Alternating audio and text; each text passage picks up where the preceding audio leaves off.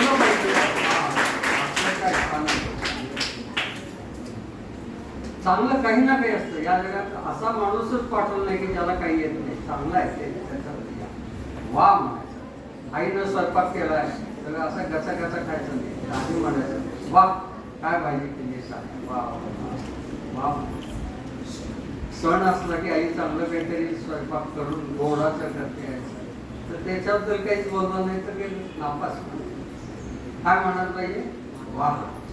या झालं वा झालं. तिसरा शब्द सॉरी चुकलं माझं म्हणायचं. समोरच्याला राग येत असेल चुकलं म्हणायचं. हे तीन शब्द म्हणतो तो शांत राहतो. रागावर त्याचं नियंत्रण राहतं. राग म्हणजे दुसऱ्याच्या चुकीसाठी स्वतःला केलेली शिक्षा आहे. रागवायचं नाही त्या गोष्टी करायच्या. आणि शेवटचा शब्द काय म्हणायचं तुमच्यामुळे हे झालं थँक्यू थँक्यू असं म्हटलं. आभार आभार कृतज्ञता व्यक्त करायची. मराठीमध्ये पहिलं ज्ञानपीठ पुरस्कार ज्यांना मिळाला तो ते वि.स. खांडेकर. ते म्हणायचे जगातलं सगळ्यात सुंदर पुस्तक कुठलं असेल तर त्याचं नाव बुक ऑफ थँक्स आहे.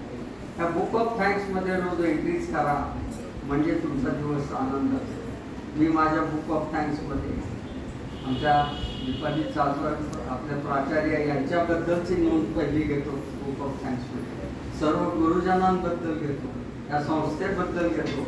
सर्व विद्यार्थ्यांच्या प्रती घेतो.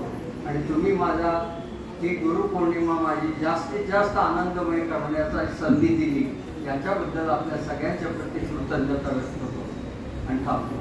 आपण